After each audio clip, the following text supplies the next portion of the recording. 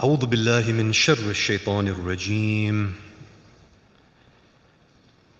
بسم الله الرحمن الرحيم. الحمد لله رب العالمين، والصلاة والسلام على سيدنا ونبينا محمد وأهل بيته الطيبين الطاهرين. اللهم صل على محمد وآل محمد.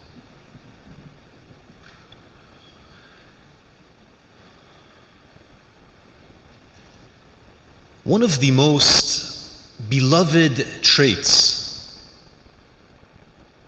that cuts across all human lines, all boundaries that we have, is the trait of when someone has generosity within them. There are many different traits that bring us closer to Allah subhanahu wa ta'ala, but amongst these very loved traits in the religion of Islam, generosity really has a special position, a special place.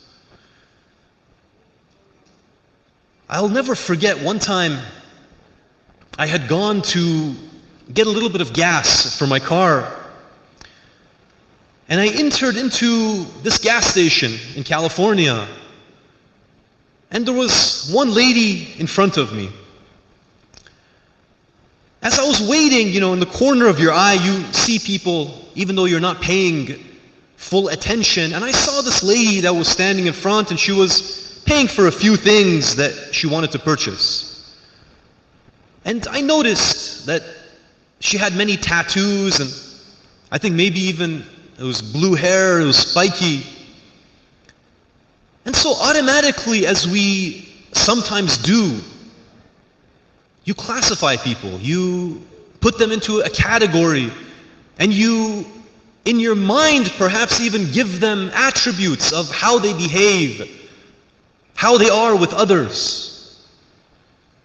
When the lady had paid for her things and she goes, and I went forward to pay for my things, the cashier, he looked at me and he said, "Do you know who that woman is?" I said, "No."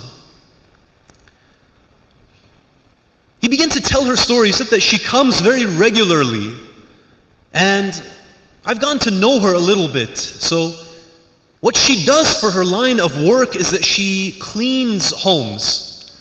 So every single day she goes to a number of homes, and she cleans those homes, and she gets about $200 in income every day. Then he said, "You know what she does with that money?" I said, "What?" He said that she takes half of that money, and she then goes and she has a number of households, families that are financially insecure. They don't have enough food to eat. And she takes that money and she buys food for them, and she has this rotation of homes that she visits every single day.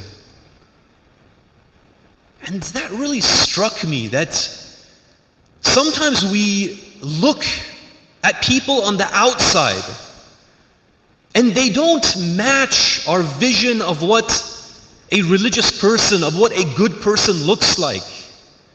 But deep within themselves, they have certain qualities that are just absolutely amazing.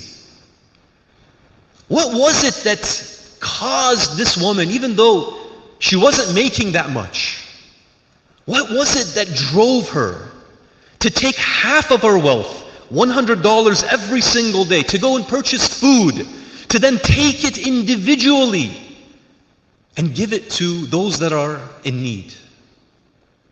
This is a question that we need to ask ourselves. That why is it that some human beings are so unbelievably generous that literally they would take the shirt off of their backs and give it to you? And why is it that others are so miserly that if they found even a dime on the floor and they grabbed the dime, nobody, even the strongest of human beings, they wouldn't be able to pry that dime free from that fist that they would make? What is the difference? A lot of times we just assume that some people are just born generous, that some families are that's just how they are. And there is a level of truth to this, that certain qualities do run in families. You know, the story of Ahlulbayt, the mother of Ahlulbayt. One of the things that we know from the story is that one day Amirul Mu'mineen Ali ibn Abi Talib alayhi salam, he goes to his brother Aqil. He says, Ya Aqil, I need you to find me a wife. But he says there's a condition. What is the condition? The condition is that I need a wife that when you look in her lineage, every single one of her forefathers was courageous. You're not going to find a single coward in the lineage of this woman.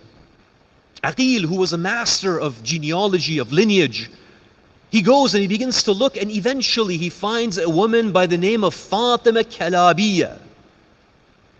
Later on she becomes known as Ahlulbayt. She becomes the mother of Ahlulbayt.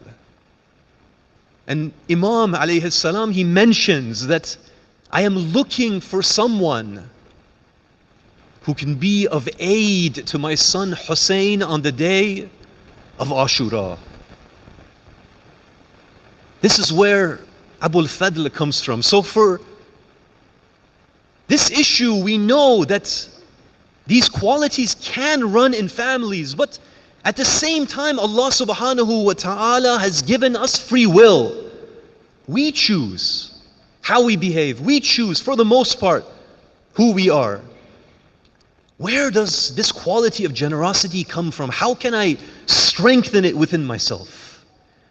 The answer is that the quality of generosity is a state of being. It's a part of who we are.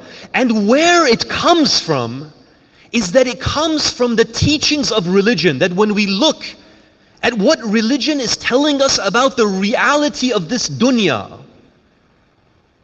it is teaching us to enhance our generosity. It is teaching us that if you look at the reality of this world, then you don't have any choice but to be generous.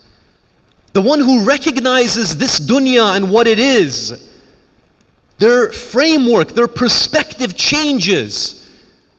They can't be miserly even if they try. We have a tradition from Imam Ali alayhi salam that one day a man approaches Amirul Mu'mineen and he begins to complain. He says, Ya Ali, I have financial difficulties and I'm not able to make enough money and all of these different things. Imam Ali alayhi salam looks at him and he recognizes, maybe he knew the man, maybe from other sources, that this individual, he has enough. It's not an issue that he's actually poor. He has enough, but within him he feels that he doesn't have enough. And so he wants more. He wants even beyond his needs. Amirul Mu'mineen, when he sees this, you know what he says to the man?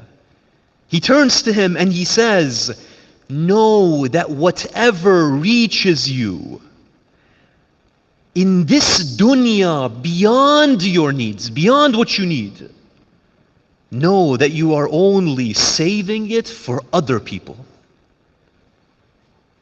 If I begin to understand the nature of dunya, that I live in this world short period of time and I live in the akhirah for all of eternity, then how could I not be generous with what I have? And by the way, when it comes to generosity, don't make the mistake that generosity is only the issue when I give someone from my money.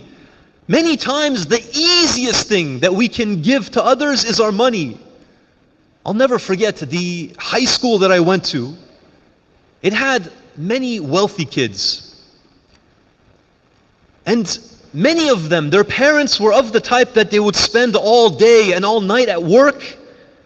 And then to get rid of that guilt of not spending time with their kids, not really giving from themselves to their kids. They would buy their kids very expensive toys. It was common in the mornings, we'd see, for example, $50,000, $60,000, $70,000 cars coming into the school parking lots. And of course, the students would not know how to drive and they would be constantly hitting one another. But I remember the feeling that these kids had towards what their parents had given to them. They were disgusted by those cars. They hated it. All they wanted was a little bit of the time that their parents could give them, the attention that their parents could give them. Sometimes when we think about giving, we only think about money, not realizing that people, they need other things from us. Sometimes you see someone is having a horrible morning. You have an opportunity that you can show them that generosity. You can go, you can spend some of that valuable time in your day, and you could lift that gloom, you could lift that anger that they have. Someone may be lost religiously. You go, you teach them some points of religion. That is a type of generosity. You show affection towards people. You show love towards people. That is a type of generosity. The key to generosity, it comes from within. That are we someone that gives in the way of Allah with everything that we have? Or are we someone that when we look at this world, we look at this dunya, we feel as if time is limited. I need to take as much for myself as I can. Now Allah subhanahu wa ta'ala, He makes it so easy for us to be givers, to be generous. What does He do? In the verses of the Holy Quran, Surah Baqarah, what does Allah say? Allah subhanahu wa ta'ala, He gives us a parable, a metaphor. He says that the parable of those who spend their wealth in the way of Allah is that of a grain. I don't know if you've seen these grains. For example, we can use the example of a grain of corn, a kernel. You've seen it. Then Allah, He continues, is that of a grain which grows 7 years. Imagine. You took that grain of corn, you placed it within the earth, you watered it. When you watered it, it sprouted, and now it has 7 ears of corn. And each of those ears of corn, how many seeds does it have? The verse, it continues, and it says that it has 100 grains per ear. What is Allah showing us? Allah is showing us that if you are able to give, if you can generously give in my cause, what is going to happen to what you have given? Is it going to be one-to-one, meaning that in the akhirah or even in this dunya, when I give, am I going to see just what I have given back? He says, no. You are going to receive 700-fold what you have given in the way of Allah. And as I said, this relates to anything that you give. It doesn't have to just be money.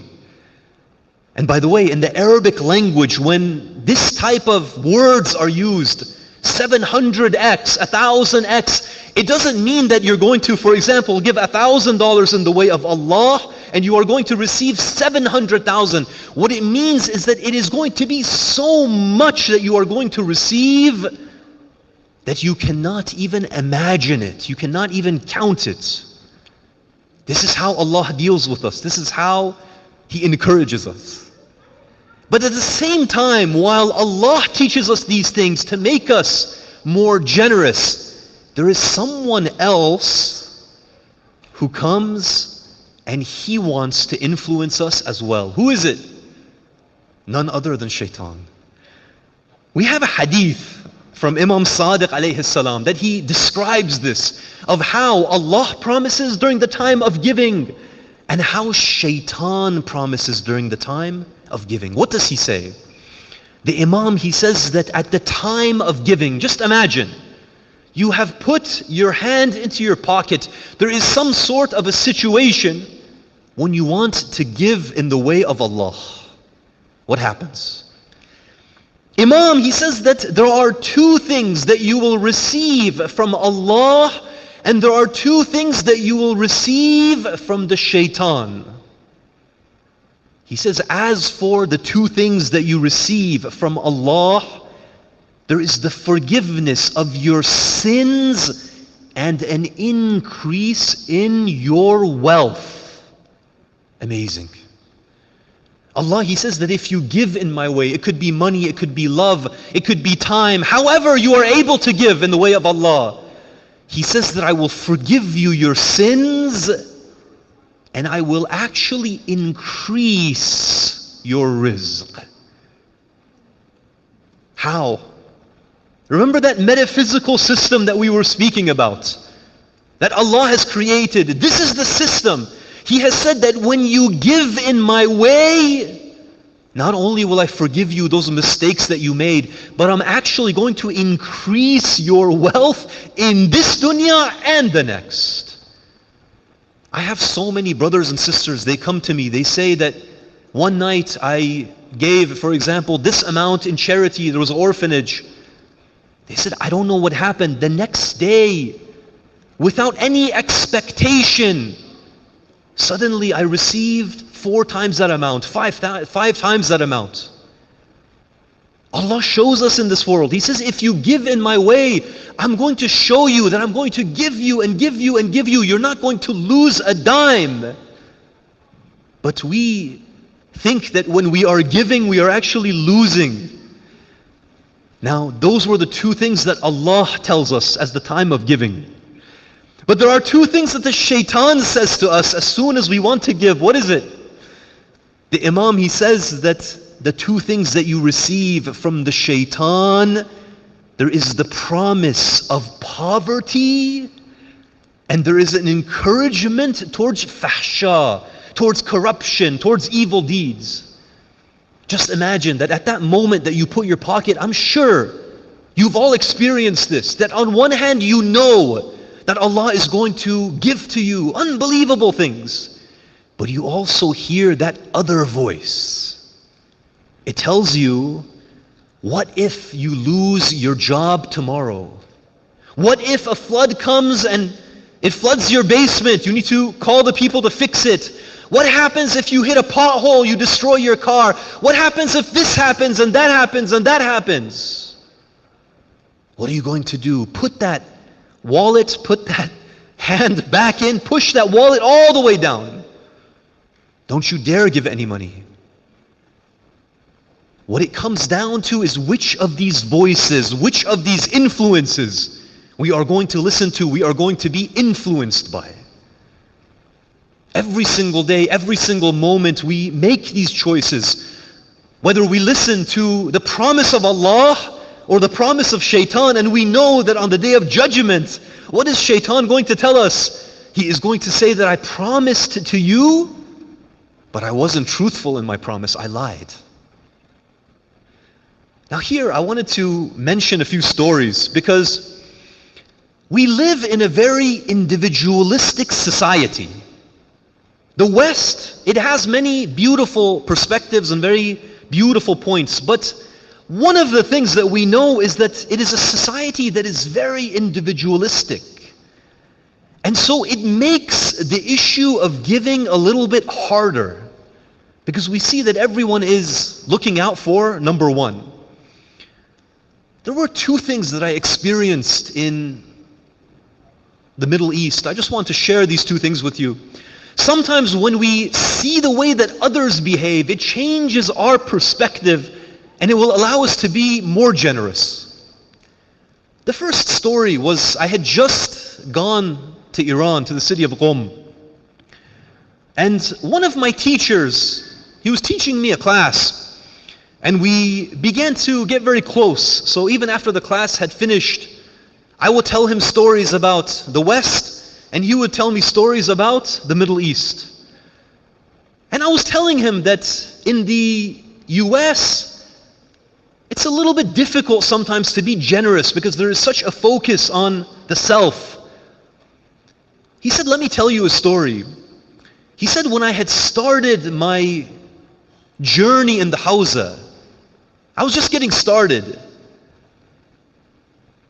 After 1 or 2 years, I decided that I wanted to get married. So I told my father that I want to get married, and he began to look, and eventually they found a wife and we got married. He was telling me that in Iranian culture, I don't know if it's like this in the Lebanese culture, it's a custom that when someone gets married, it's the duty of the father, the parents, to provide all of the income for the children until they become independent. So usually what happens is that for 4, 5, 6 years, they are providing all of the things that the children need in order to be married until the time that they can stand on their own 2 feet. And one of the things which the wealthier families do is that they will usually get an apartment for the children. This is something which is fairly common. He says, my father was a very strict individual, and he said, look, I know that if I do this, one of the things that I'm worried about is that you're going to become dependent upon my money, and it's going to cause you to become lazy. Because we would see this, that sometimes the son would be early 30s and still they would be enjoying that blessed life, receiving wealth and money from the parents without needing to work. The father said, I don't want you to become like this. The father says that I'll give you 6 months. In that 6 months, I'm going to cover your expenses. After that 6 months, you need to go find your own way to make a living. Don't look at me. This individual, he said that for 3 months, 4 months, he's panicking. He's looking left, he's looking right. The 4th month comes, the 5th month comes. He says that he reaches the conclusion that he's not going to be able to study in the hawza any longer. He says, I have a wife, I have a child, I need to provide. Allah knows best. I'm going to leave the hawza, I'm going to just go get a regular 9 to 5. He says one day, it was month 5.5, it was at the end of the line. He says, I had basically almost given up hope. I didn't know what to do. He says, suddenly out of the blue, somebody calls my house phone. I pick up the phone. Who is it? There's an individual that says that I'm a wealthy merchant. I have heard that you are a student in the hawza and that you are getting ready to leave the hawza. You are getting ready to just go and get a job. He says to him, I don't want you to do that. Here's what I'm going to do for you. I'm going to go and I'm going to purchase you a home, and the rest of it is with you. I think the rest of it you can cover without leaving the hawza.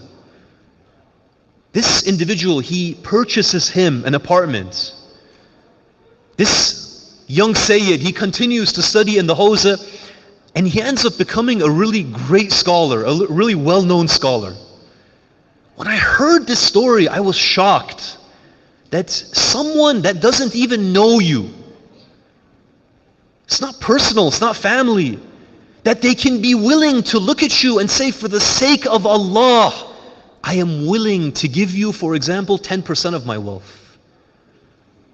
For me, this was a pivotal experience, and it made me question myself that if these individuals, they show this level of generosity towards others, then what is wrong with me? Why is it that I don't show this kind of generosity towards others? This was the first story. The second story, we were on the Arba'een walk, and we went over this phenomenon of the Arba'een walk. May Allah grant all of us that visitation this year, inshallah. We were on this Arba'een walk, and the sheikh that we were with, as we were walking past these mokibs, you know, they have these things called mokibs that are like stands. You have a mokib that is serving food. You have a mokib that you can sleep in. You have a mokib that gives you massages because of the soreness of the journey. As we were passing and the sheikh was explaining how each of these mokibs works, he turned our attention and he said, do you see that mokib over there? We looked. It was just a table. It didn't even have a tent over it. And behind it, there was a very old Iraqi woman. And you could tell from the clothing, you could tell from the mokib itself, she was very poor. She wasn't a wealthy individual. All that she had was just one teapot. And she just had a wood fire that was making tea in that one teapot. And she would call out with this joy to the Zawar of Imam Hussein that, come, let me serve you from this tea that I have. The Shaykh, he said, that you see her? We said, yes. He said that this is an individual that obviously you can see that she is poor. She is someone that throughout the year, where does she get the money for this? He said that she saves up during the entirety of the year. If she wants to eat out, she doesn't eat out. If she wants to buy meat, she doesn't buy meat necessarily. Every dinar, every dirham that she makes, she is saving it up so that when Arba'een comes, when this Ayyam comes, she can go and she can serve the Zuwar of Imam Hussein.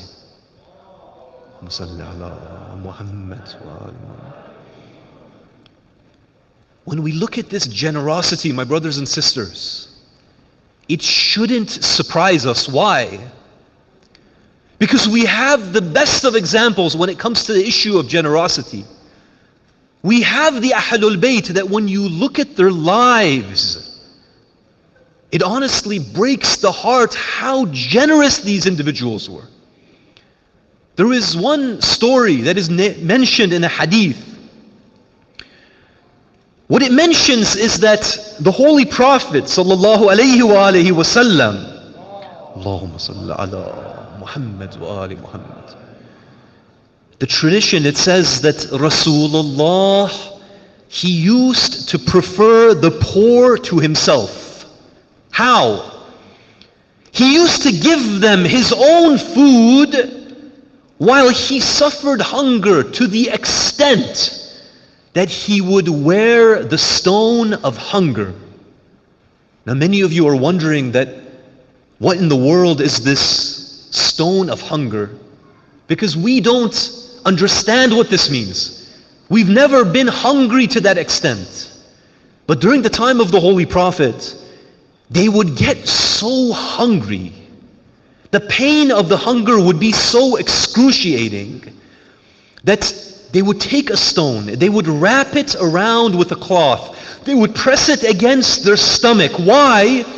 Because that pressing of the stone, it would alleviate the pain that they were feeling. It would allow them to bear that pain.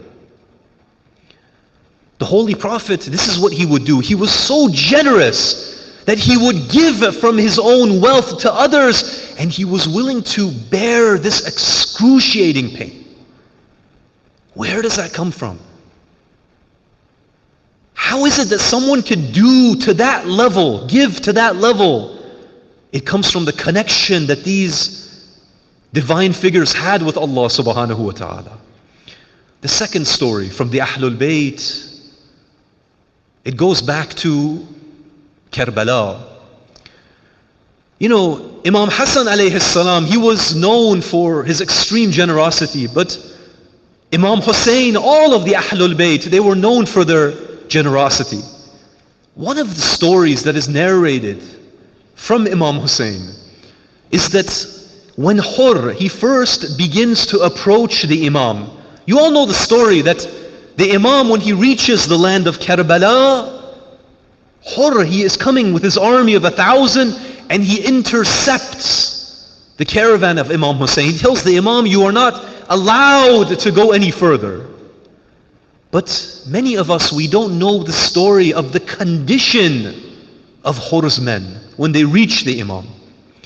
It's narrated that when the caravan, when the army of Hur, it reaches the Imam, because of the extreme nature of that land of Karbala, that region of Iraq, the men were so thirsty that it is narrated that many of them were on the verge of death.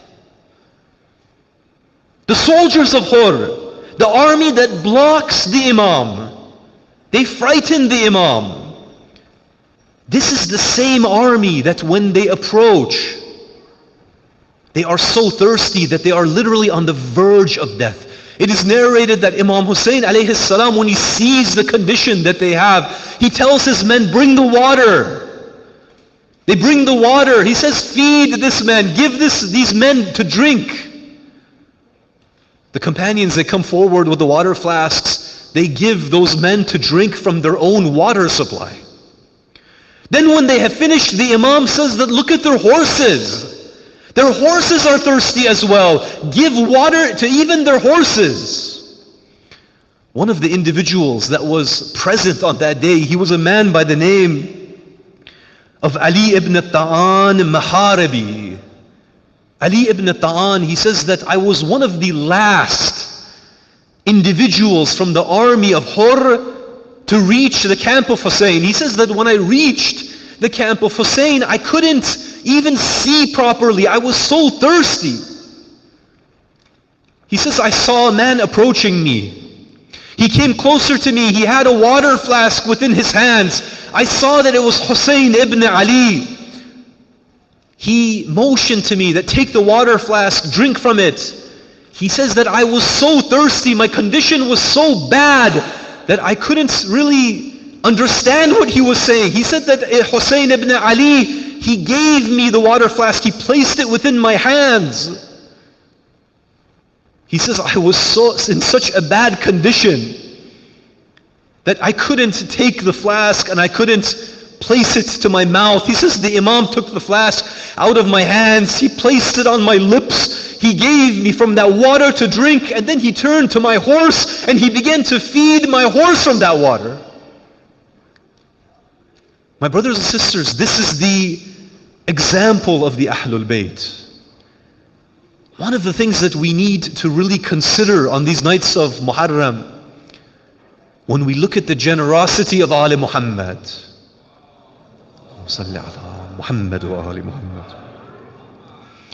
I have to ask myself one question. And that question is that when I look at their generosity, when I look at the generosity of their companions, I have to see, am I progressing, becoming closer to them in this respect? If there is any way in which I can become more generous, these are the nights, these are the days that we can ask Allah that by the right of Hussein, allow us to become like this. Allow us to have this capacity within ourselves to give to others in every way without ever thinking about ourselves in a selfish way. May Allah inshallah grant us all this beautiful trait. When we turn our hearts to Karbala, my brothers and sisters, tonight is the final night. And tomorrow is the day of Ashura. One of the things that has been narrated to us is that on the final night, from the camp of Imam Hussein alayhi salam, there was a sound. From a distance, if you heard this sound on a night like this, you didn't know what the sound was. Some people would have said that it sounds like the buzzing of the bees. You know the sound that the bees make when they are in a hive, that noise, that hum, that energy. This was the sound of the companions of Imam Hussein, the family of Imam Hussein, the women from the household of Imam Hussein. They were all engaged in ibadah. They were all worshipping Allah. They knew what was to come tomorrow. They knew of what was to happen to the men on the following day. They knew what was to happen to the women, to the children on the following day. Everyone in the camp of Imam Hussein is getting prepared. Inna lillah wa inna ilayhi raji'un. Assalamu alayka ya Aba Abdullah. Sallu ala Muhammad wa ali Muhammad.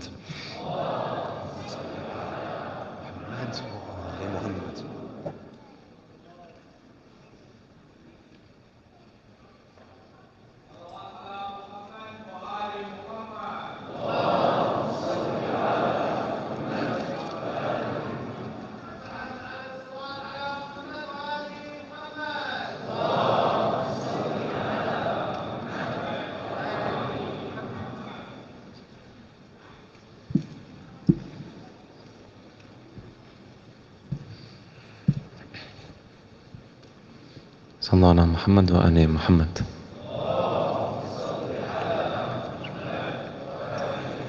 ثانية على حب الزهراء صلى على محمد وآل محمد.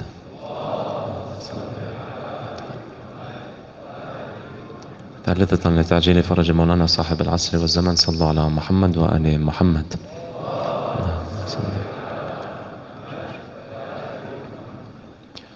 Allah ajurakum on the night of the 10th.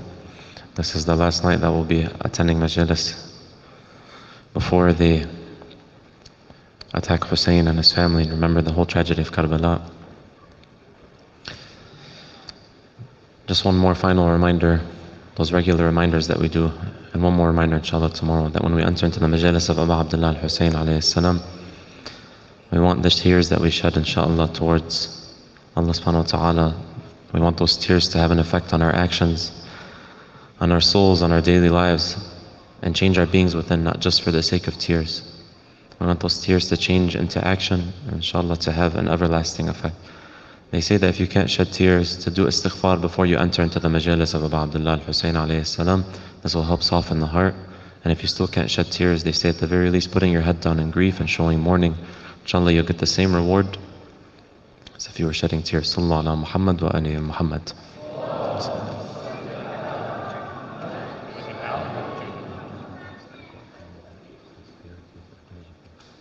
Sallallahu ala Muhammad wa ali Muhammad.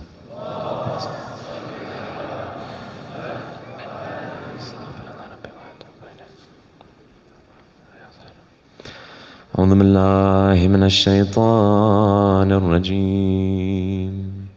بسم الله الرحمن الرحيم.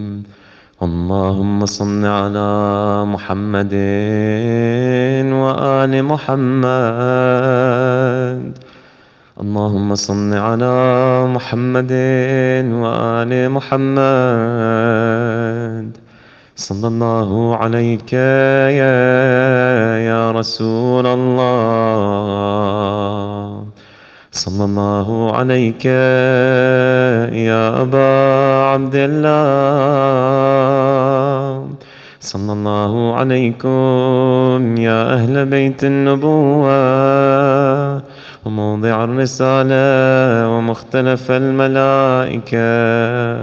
May Allah's peace and blessings be upon you, our beloved Holy Prophet, and the Ahlulbayt. It was in your homes that Allah blessed us with guidance and revelation, and upon you descend the angels day in and day out. Everybody together, Ya Habibi,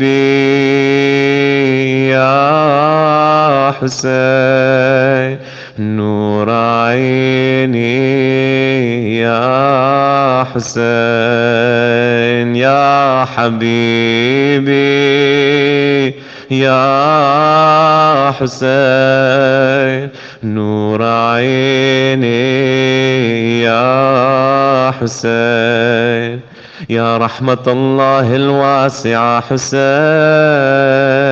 our beloved Hussein, light of our eyes Hussein, O vast mercy of Allah Hussein. Sallallahu alayka ya Aba Abdullah. Sallallahu alayka ya Madloom. Sallallahu alayka ya ayyuha ash-shaheed fi Karbala. May Allah's peace and blessings be upon you, our beloved Imam al-Hussein, our beloved oppressed Imam, the Imam who was slaughtered by the shores of the Euphrates while his mouth was dry of thirst.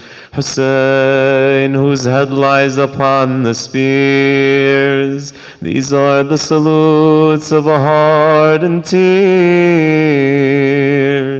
Tonight, brothers and sisters, is the eve of Ashura, the night before the great tragedy of Karbala, the night before the killing of the proof of God upon mankind, our master Aba Abdullah. We dedicate this night to Ali al-Asghar, the baby of Aba Abdullah who was shot thirsty.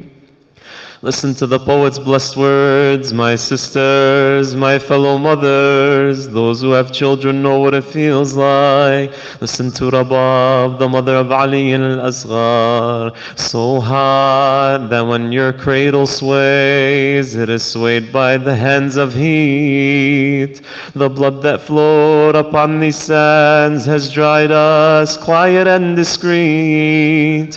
My tears are dry, my child. All I have is my heartbeat. Your father came asking for you. Your sweet cries didn't fill the air. Has the thirst strangled your vocals, your pain muffled by despair? Does your thirst hide your innocence, just like my veil hides my hair? I pick you up in my two hands, your tiny hands clenched to me. There's not a sight as burdening as you being thirsty.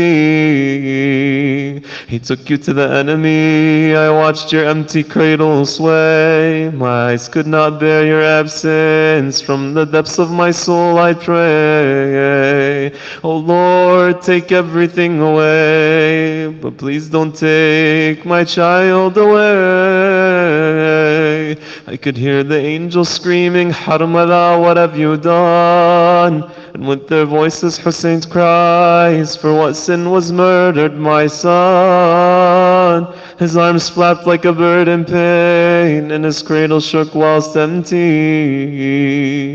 May Allah be with his mother's heart. May Allah be with the heart of Abu Abdullah. It is said that Imam Zayn al-Abidin was severely ill in Karbala. That's why he wasn't able to battle, and surely it was divine destiny to preserve the Imamah. It is narrated that Imam Zayn al-Abidin said, the morning my father was killed, my aunt Zaynab was taking care of me. My father was sitting with one of the companions. As he was fixing his sword, he said, O era, O time, some friend you are. What a shining brightness I see afar, from a slain friend or companion, and an era that wishes for me no replacement. This matter is left to the Almighty, and every living creature will one day follow me. How close the promise is for me. From a travel I know with certainty. He knows his travel is to the Almighty is destined. There is no yielding before Yazid. Imam Zayn al-Abidin then says, my father repeated it twice or three times until I understood what he wanted. At that moment I choked on my tears and remained silent, for I knew that there were hardships coming for all of us. However, because my auntie Zainab is fragile and tender, she was unable to hold the sadness in. Instead, she burst into tears and repeatedly said, oh, the one we love and who we will lose. I wish death took my life from me. Today my father Ali, my mother Fatima, and my brother Hassan will pass away. Who is left of us? Allahu Akbar. She says the death of Imam Ali and Sayyid al-Zahra and Imam al-Hassan alayhim as-salam are all by the death of Abu Abdullah al-Hussein alayhi salam. Imam Hussein looked at Zainab with sympathy. He gradually made her feel better. Zainab said to him, may my soul be ransom for you. Will I be killed for your sake? The Imam's eyes teared up as Zainab continued, saying, take us back to our grandfather Rasulullah's city. The Imam replied, were the bird not forced to migrate at night, it would have fallen asleep, meaning that there's a destiny that the women of Rasulullah be taken captive, to expose the ruthlessness of the enemies, to show how they are the real hypocrites. Zainab said, Akhi, are you forcing yourself? This is even harder and more painful for me to handle. The Imam calmed her down and said, my sister, have faith in Allah, mourn in the mornings of God, and remember that the people of this world die, but the people of the heavens simply do not stay. How many nights have I spent in plights? Not a single one was ever like this. My soul Hussein, you've made a will to leave, and upon Zainab all calamities. Ya Zainab, Ya Zainab. Then all of the rest of the women heard They all came mourning and crying. Abu Abdullah informed them of the hardships they are to face, and he told them that they ought to be patient and never lose faith in Allah. Imam al-Hussein said his goodbyes to his brothers and sisters, as well as his daughters and sons. He said a special goodbye to his son, Abdullah Ali al-Asghar, as his mother Rabah brought him to Hussein, and she said, "Here is your infant, O family of Muhammad." Imam al-Hussein's heart shattered at the scene of his young infant's yellow color due to extreme thirst. So he approached the groups of his enemies with a baby and said, "Ayyuhannas, O people, you have killed my brothers, the people of my homeland and my companions. All that is left for me is this infant. Bring him some water, for his mother's milk has dried from thirst. If you are afraid I would drink the water, then take him and give him the water yourselves." Some of the men in the group said, "If the elders are to be blamed, what have the infants done to suffer?" Others said, "No, don't leave a single one of his household alive. He means have no mercy upon the elders nor the young ones." When Umar ibn Sa'd saw the debates amongst the men, he shouted, "Ya Harmala, iqta' niza' al-qawm." Harmala, cut the arguing between the men. After Karbala, Harmala talked about the killing of Abu Abdullah's baby. He says, "I put an arrow to my bow and I aimed at the baby. Where do I shoot him? He's so small and was wrapped in the arms of his father." A wind blew and exposed the face of the baby, and his neck shone like shining silver. Ajarakumullah, brothers and sisters. Harmala is the arrow. He finds the opening on Ali al-Asghar. He lets the arrow go. The arrow flies across the plains of Karbala. It is said that the arrow strikes right into the baby's neck. Allahu Akbar. The arrow causes the blood to flow from Ali al-Asghar, killing him in the hands of Abu Abdullah wa Aliyah. It is said that the Imam then put his hand under the baby's neck with the blood dripping. When his hand was filled with blood, he threw it towards the sky and said, "Hawwana ma nazala bi bi'annahu bi'ayn Allah." What made this easier, what befalls me, is that it happened in the eyes of Allah. What is the Imam to do at this moment? He takes Ali al-Asghar back to the tent. You can only imagine what his mother Rabab's reaction was. You can only imagine what the women and children are saying and reacting. Imagine having to bury your own infant with your own two hands after such a scene took place. Now Abu Abdullah has no more companions. He has no more men in the camp that are able to fight and defend the family of Rasulullah. The companions have been killed. Abu al-Fadl al-Abbas was lying near the Euphrates and killed. Ali al-Akbar was cut to pieces. Qasim has been killed. Abu Abdullah stands alone on the day of Ashura to face thousands of enemies. Soon Hussein bids farewell to Zainab, to the women and children for the last time.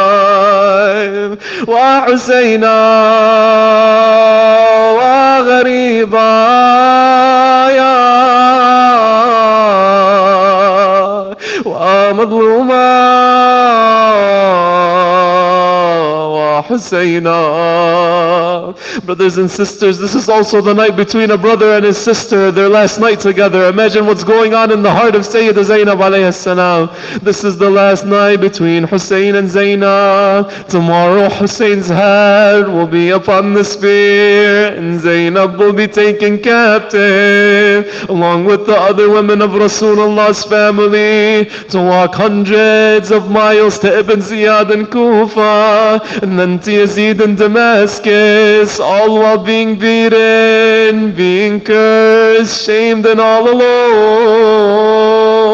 Some narrations say that Zainab, the son of the commander of the believers, the greatest warrior, the sister of Abbas and Hassan and Hussein, narrations say that for 50 years no one saw the shadow of Lady Zainab. Look at this poetry. Look what was going to happen with Sayyidah Zainab alayhi salam. After having all of these years with nobody even seeing a shadow, they say, how would they treat the daughter of Amir al-Mu'mineen, the daughter of Sayyidah Zahra, the sister of Abu al-Fadl al-Abbas? How would they treat Sayyidah Zainab? Let us look at this poetry. How did she bear her farewells? How did she bid her farewells to Abu Abdullah in the last night? What would Zainab be saying to the night before the day of Ashura? Ya lil طاول ساعتك يا ليل أحمل آتك يا ليل طاول ساعتك يا ليل أحمل آتك لو ودعت الوليان تتولى عن العدوان. Oh, night, prolong your hours. Oh, night, hold your sighs and cries. Oh, night, prolong your hours. Oh, night, hold your tears and cries. When they come and kill Hussein and they cause all of us pain.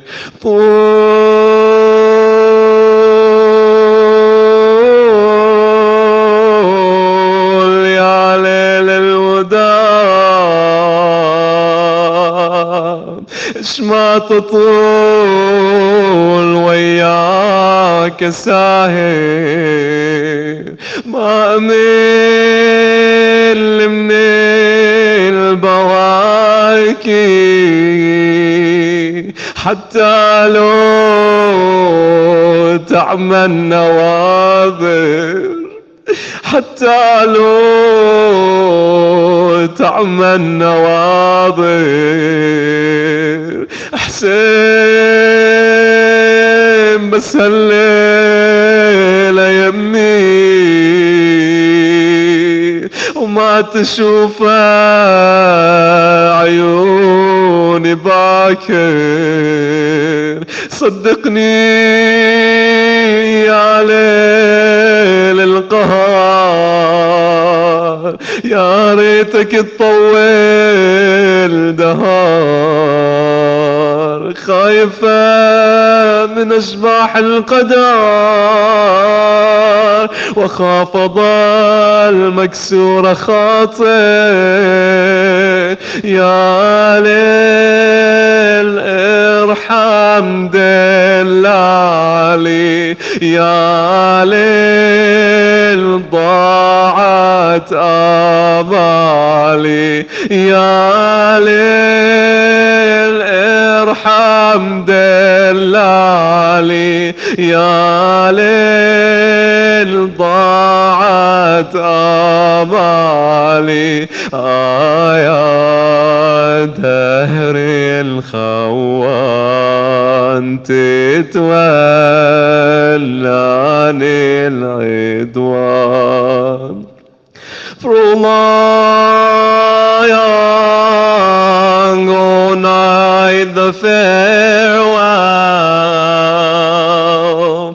Why don't you wait a little longer? Hussein, just this night would stay with me, and my eyes tomorrow won't see him. Believe me, oh night, this is it. The torches will come and the tents will be lit. I have no other than Hussein. After the separation, imagine the ache. Oh night, who will help us? Oh night, they'll take Abbas, and they will take all us captive, and they will beat the women and children. Ya lil طول ساعتك يا ليل أحمل آهاتك يا ليل طول ساعتك يا ليل أحمل آهاتك تتولى عن العدوان أنا يا ليل العقيلة يا زينب المعروف خدري فولي مع واحد الشافة ولا ستر يوصل الستري لكن يا ليش بديا سلمت للقدر أمري دمعاتي يبسط في الجفين ومين يطول مصباح الحزين بأطفال وبعيلة امتحين والله ما ينحمل صبري يا ليل كافي تروعني يا ليل صبحك يفجاني يا ليل كافي تروعني يا ليل صبحك يفجاني لو نزلوا للميدان تتولى عن العدوان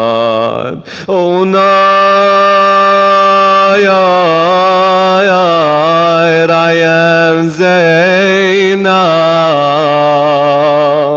the daughter of Fatima my hijab covered like no other and in an hour I will be slapped oh night this is not in my hands I left my affairs to Allah oh night this is not in my hands I left my affairs to Allah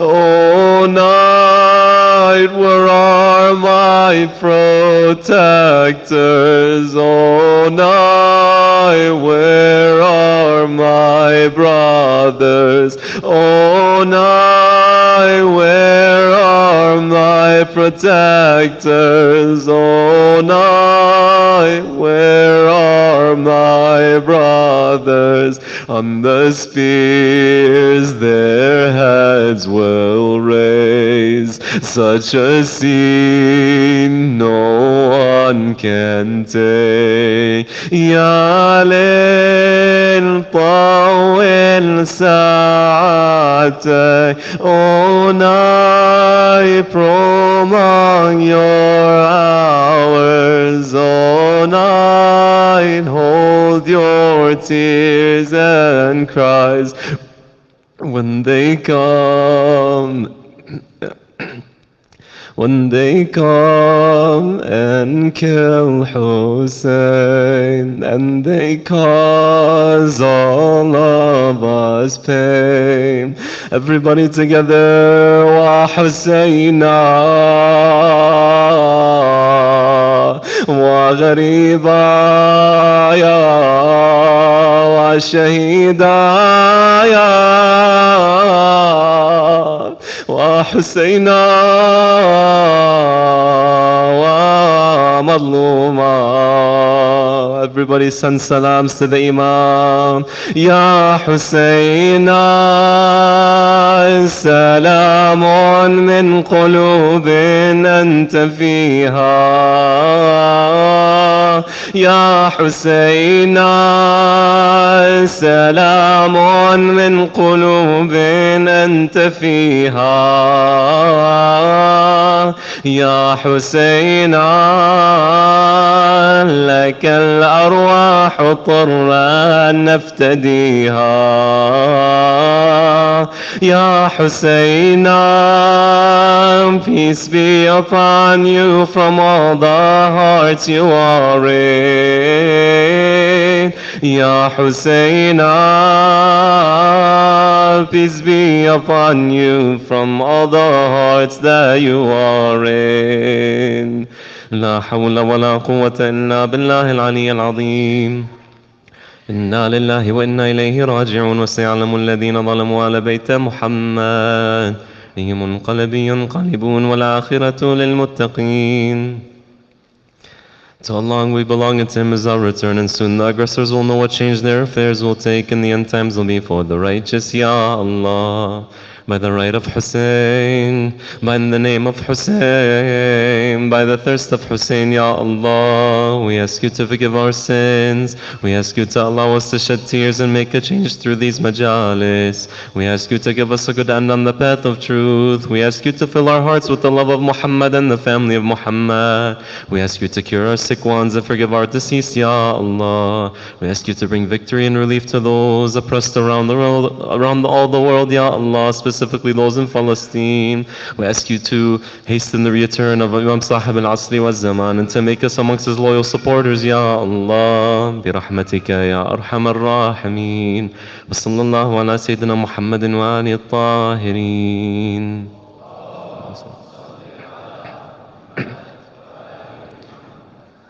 عظم الله أجركم إن شاء الله. We'll be reciting inshallah ziyarat warat, and there will be latmiya across on the other side of the hall. Sallallahu ala Muhammad wa ali Muhammad. بسم الله الرحمن الرحيم. اللهم صل على محمد وآل محمد. السلام عليك يا أبا عبد الله. السلام عليك يا وارث آدم صفوة الله. السلام عليك يا وارث نوح النبي الله. السلام عليك يا وارث إبراهيم خليل الله. السلام عليك يا وارث موسى كليم الله. السلام عليك يا وارث عيسى روح الله. السلام عليك يا وارث محمد حبيب الله. السلام عليك يا وارث أمير المؤمنين المؤمنين عليه السلام: السلام عليك يا ابن محمد المصطفى، السلام عليك يا ابن علي المرتضى، السلام عليك يا ابن فاطمة الزهراء، السلام عليك يا ابن خديجة الكبرى، السلام عليك يا ثار الله وابن ثاره والوتر الموتور.